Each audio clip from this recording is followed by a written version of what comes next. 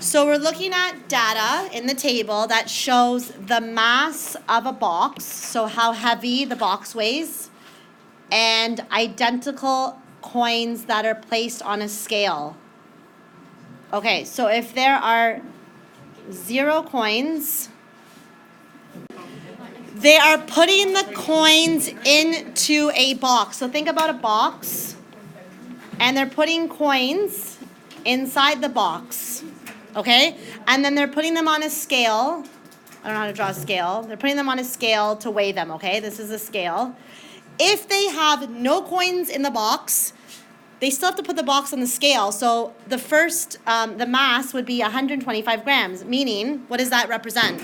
The weight of the box. Then they put 10 coins in the box. What do you think happens to the weight, the mass? What's happening? It gets heavier, and the coins are identical. So let's say we're using all quarters, for example. We are adding coins. They added 10 coins, and they added 15 coins, and they're showing you the mass. So just by looking at this, do you think it's going to be a direct or partial variation? Raise your hand if you think this is going to be direct. It's going to start at 0, 0. Who thinks it's partial? Why? So it starts at 0 what? So this is going to be the y-intercept, right? It's going to, when we graph it, okay, this is our x and this is our y. Let's put a break in the graph here. Put a break in the graph, and let's start at 125, and let's skip 2 lines to count by 20s maybe, because we have to get up to 300. So 125, 145, 165. Okay, so I'm not going to count by 20s because we're not going to be able to graph all our data. So that's a good idea. Let's count by 25. So 125, 150, and that's easy to add in our head. Excellent. 225, 250, 275, 300. Perfect. Because the highest point I need to graph is 300. For the x-axis, I'm going to skip 2 squares. See what I'm doing here?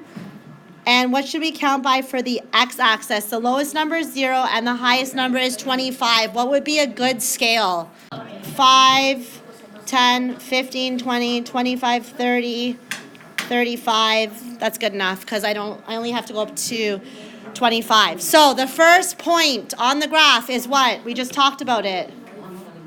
0, 125. That is the y-intercept.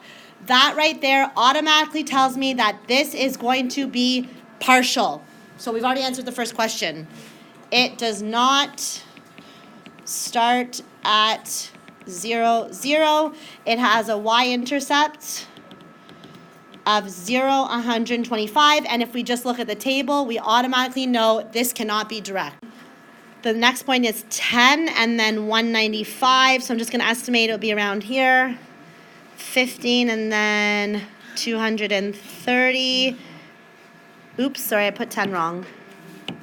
10 and then, what was it? 195 is here.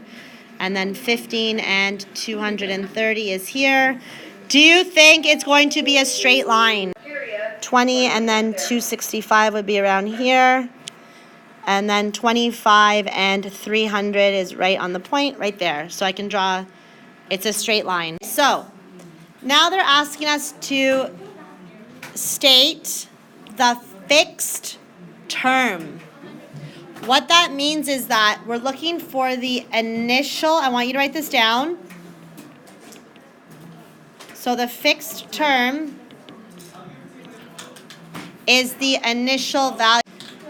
What is the initial value? It's the part where the graph starts, the y-intercept, right? This is the y-intercept. No matter what, if you have 0 coins, it's going to start at 125 because the box weighs 125. So the fixed term is what? I just said it. 125. Okay? Now we have to figure out what is the rate of change. What's another word for rate of change? Slope. Thank you. So I'm going to write it over here because I'm running out of space. Rate of change, which is the slope. So we need to calculate the rise over the run. You can use the table, which I saw some people doing. They were figuring out what is it increased by. Or you can use the graph. So do you guys want to use the table since the graph is kind of hard to read? Yeah. Okay, so let's pick any 2 points on the table. Let's do these two. Everyone look here. Doesn't matter which 2 points we pick. We're going to figure out from 195 to 230, what did it rise by? This is our y and this is our x, right? Rise is the y and x is the run. It goes up by what? From 195 to 230. What does it go up by? 35, thank you. Then the x values, right? This is x. It goes up by 5. So what is 35 divided by 5? 7. The rate of change is 7. So what that means that every time you add a coin, how much does a coin weigh then? 7 grams. So the rate of change, it changes by 7. If we were to change the table and write 0, 1, 2, 3, 4, 5, and so on, we would start at 125, and then we would be adding 7 every single time. So the box weighs 125 grams, and then every time you add a coin, it changes by 7 grams per coin. We're looking for an equation that we could use to calculate how you would calculate the mass. The mass is equal to, what did we start with? 125, and then did it increase or decrease? So am I going to add or subtract? It increased by what amount every single time? 7 per, let's call this x. X is the coin. That's the equation. That's it. Okay, now we have the equation.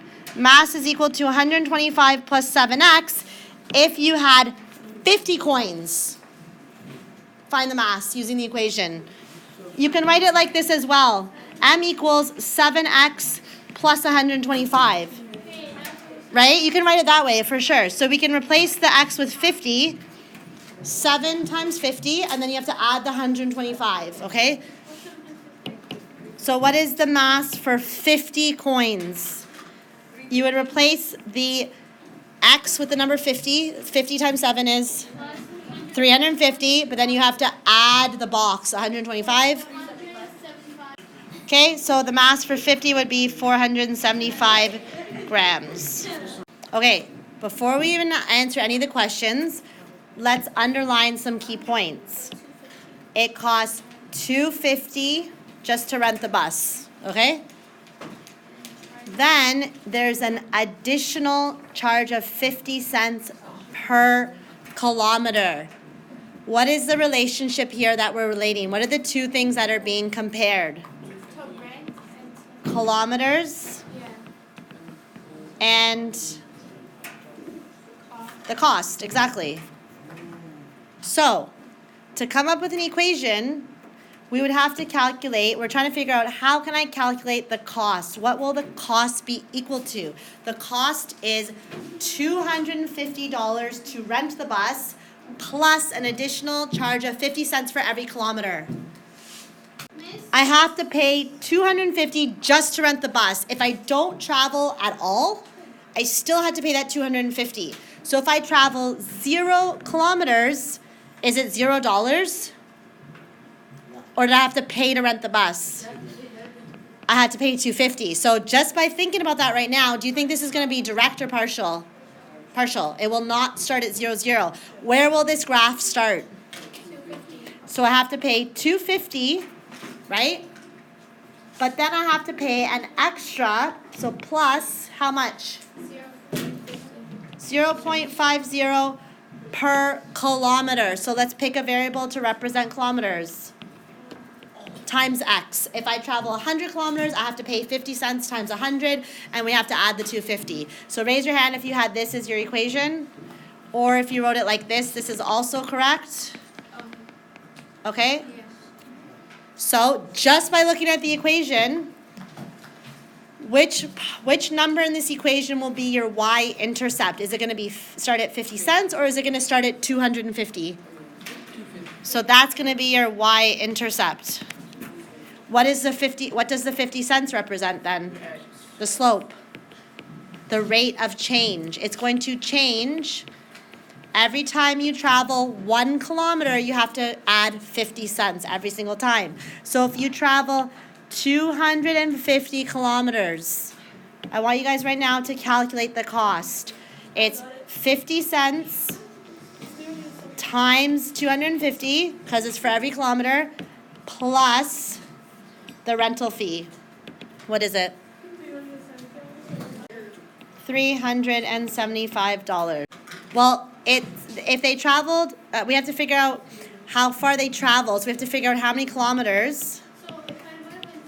They spent $440 altogether, but let's subtract the cost of the bus first, because you have to take that away, right? The bus costs $250 to rent. That doesn't get calculated with our kilometers. What's 440 take away 250? $190. And every kilometer was 50 cents. We have to figure out how many times does 50 cents go into 190. So what's the operation here? Division. 190 divided by 50 cents equals what? 380. So this person traveled 380 kilometers.